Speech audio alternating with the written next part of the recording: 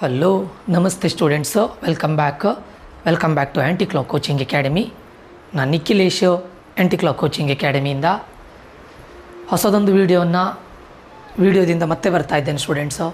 ಈ ಒಂದು ವಿಡಿಯೋದಲ್ಲಿ ಏನು ಅಂತ ಕೇಳಿದರೆ, ನಿನ್ನೆ ನಿಮಗೆ ಕರ್ನಾಟಕ ಸ್ಟೇಟ್ ಬೋರ್ಡ್ ಅವರಿಂದ ಸೆಕೆಂಡ್ PUC ರಿಸಲ್ಟ್ ಬಂದಿದೆ. ಸೊ ಸೆಕೆಂಡ್ PUC ರಿಸಲ್ಟ್ನ ನಂತರ ಒಂದಿಷ್ಟು ಸ್ಟೂಡೆಂಟ್ಸ್ಗಳಿಗೆ ಫಸ್ಟ್ ಎಕ್ಸಾಮಲ್ಲಿ ಆ್ಯಸ್ ಪರ್ ಪ್ಲ್ಯಾನ್ ಹೋಗಿರಲಿಲ್ಲ. ಸೊ ಸೆಕೆಂಡ್ ರಿಸಲ್ಟ್ನಲ್ಲಿ ಅಂದರೆ ಸೆಕೆಂಡ್ ಎಕ್ಸಾಮಲ್ಲಿ ಇಂಪ್ರೂವ್ಮೆಂಟ್ ಎಕ್ಸಾಮ್, ಸೆಕೆಂಡ್ ಎಕ್ಸಾಮ್ ಅಂತ ಹೇಳಿದ್ರೆ it is like improvement exam ಅಷ್ಟೇ. It is not like any supplementary exam. Improvement ಎಕ್ಸಾಮಲ್ಲಿ ಯಾರ್ಯಾರು ರಿಜಿಸ್ಟರ್ ಮಾಡಬೇಕು ಅಂತಿದ್ದೀರಾ ಅವ್ರಿಗೆ ಇದೊಂದು ನೋಟ್. ಅಫಿಷಿಯಲಾಗಿ 2025 ಹೇಗೆ ಮಾಡಬೇಕು ಅಂತ ಇನ್ನೂ ಬರಲಿಲ್ಲ. ಬಟ್ ನನ್ನ ಅನಿಸಿಕೆ ಪ್ರಕಾರ 2024 ಏನು ಮಾಡಿದ್ದಾರೆ ಅದನ್ನು ಕೂಡ ಈ ವರ್ಷ ಕಂಟಿನ್ಯೂ ಮಾಡ್ತಾರೆ, ಆಯಿತಾ. ಸೊ ಅದಕ್ಕೆ ನಾನು 2024 ಸುತ್ತೋಲೆಯನ್ನು ಅಂದರೆ ನೋಟಿಫಿಕೇಷನ್ ಕರ್ನಾಟಕ ಪರೀಕ್ಷಾ ಪ್ರಾಧಿಕಾರ, ಶಾಲಾ ಪರೀಕ್ಷಾ ಪ್ರಾಧಿಕಾರ ಮತ್ತು ಮೌಲ್ಯ ನಿರ್ಣಯ ಮಂಡಳಿಯವರು ರಿಲೀಸ್ ಮಾಡಿದಂಥ 2024 ಒಂದು ಸುತ್ತೋಲೆ ಅಥವಾ ನೋಟಿಫಿಕೇಷನ್ನ ನಿಮ್ಮ ಮುಂದೆ ಓದಿ ಹೇಳ್ತಾ ಇದ್ದೇನೆ. ಇದರ ಪ್ರಕಾರ ಮುಂದಿನ ಫರ್ದರ್ ನೀವು ಇಂಪ್ರೂವ್ಮೆಂಟ್ ಎಕ್ಸಾಮ್ಗೆ ರಿಜಿಸ್ಟರ್ ಮಾಡಬೇಕಂದ್ರೆ ಏನು ಮಾಡಬೇಕು, ಒಂದು. ಎರಡನೇದು ಏನು ಅಂತ ಕೇಳಿದರೆ, ಇದರಲ್ಲಿ ಹಿಂದಿನ ವರ್ಷ ಫೀಸ್ ಇದ್ದಿತ್ತು, ಬಟ್ ಈ ವರ್ಷದಿಂದ ಫೀಸ್ ಇಲ್ಲ. ಯಾವುದೇ ರೀತಿಯಾದಂಥ ಎಕ್ಸಾಮಿನೇಷನ್ ಫೀಸ್ ಈ ವರ್ಷ ತಗೊಳ್ತಾ ಇಲ್ಲ, ಯಾರಿಗೂ ಇಲ್ಲ. Last year SC ST category ಮತ್ತು ಪ್ರವರ್ಗ 1 ಅವರಿಗೆ ಇರಲಿಲ್ಲ, ಬಟ್ ಈ ವರ್ಷದಿಂದ ಯಾರಿಗೂ ಇಲ್ಲ. ಈ ವರ್ಷ ಮಾತ್ರ particularly this year there is no examination fees for anyone. Those who wants to register for improvement exam, there is no examination fees. Okay. So ಹಾಗಾದರೆ ಸರ್ ನನಗೆ ಹೇಗೆ ಮಾಡ್ಬೋದು, ಈಗ ಇವರು ಕೊಟ್ಟಿರೋ ಸುತ್ತೋಲೆ ಇದು 2023-24 ಅಂದರೆ ಲಾಸ್ಟ್ ಇಯರ್. ಓಕೆ. 2024 ನಡೆಯಲಿರುವ ದ್ವಿತೀಯ PUC ಪರೀಕ್ಷೆ 2 ಅಂದರೆ ಇಂಪ್ರೂವ್ಮೆಂಟ್ ಎಕ್ಸಾಮ್. ವಿದ್ಯಾರ್ಥಿಗಳು ಅರ್ಜಿ ಸಲ್ಲಿಸಲು ಈ ಕೆಳಕಂಡಂತೆ ದಿನಾಂಕ ನಿಗದಿಪಡಿಸಲಾಗಿದೆ.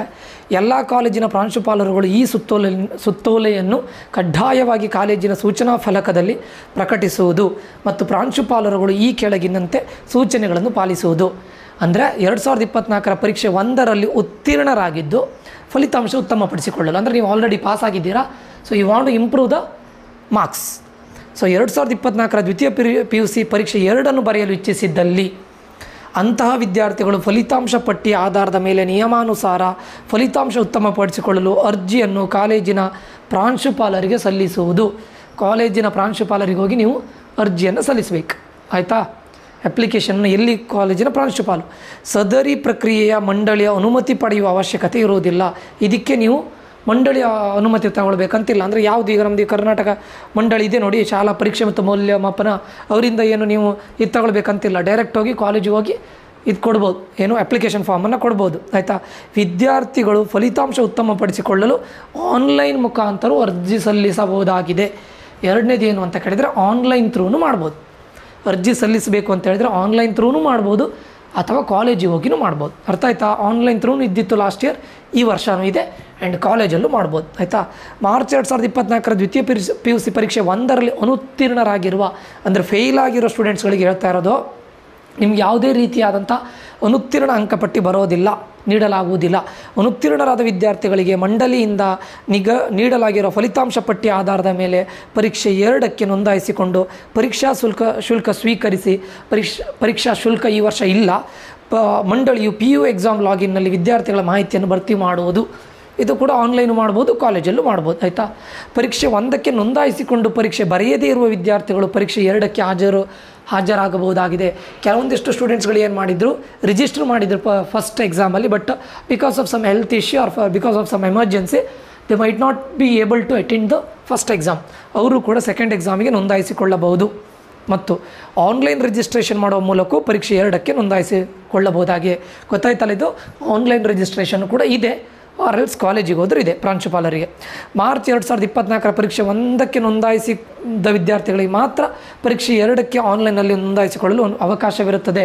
ಯಾರ್ಯಾರು ಆನ್ಲೈನಲ್ಲಿ ನೋಂದಾಯಿಸಿಕೊಳ್ಬೋದು, ರಿಜಿಸ್ಟರ್ ಮಾಡ್ಬೋದು ಕೇಳಿದರೆ, ನೀವು ಫಸ್ಟ್ ಎಕ್ಸಾಮಲ್ಲಿ ರಿಜಿಸ್ಟರ್ ಮಾಡಿದರೆ ಮಾತ್ರ, ಅದರ್ವೈಸ್ ಆನ್ಲೈನಲ್ಲಿಲ್ಲ, ಅರ್ಥ ಆಯ್ತಾ.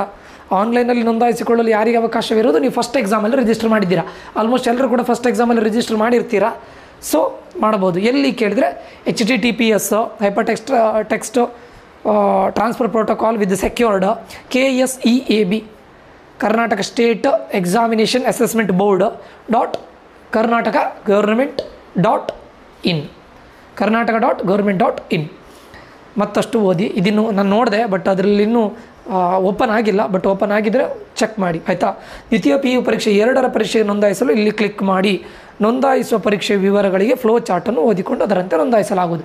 ಅಂದರೆ ನೀವು ಈ ವೆಬ್ಸೈಟಿಗೆ ಹೋಗಿ KSEAB.karnataka.government.gov.in ಹೋಗಿ ನೋಡಿ, ನೋಂದಾಯಿಸಿಕೊಳ್ಳಲು ಲಿಂಕ್ ಓಪನ್ ಆಗಿದ್ದರೆ ಆನ್ಲೈನಲ್ಲೂ ನೋಂದಾಯಿಸಿಕೊಳ್ಬೋದು.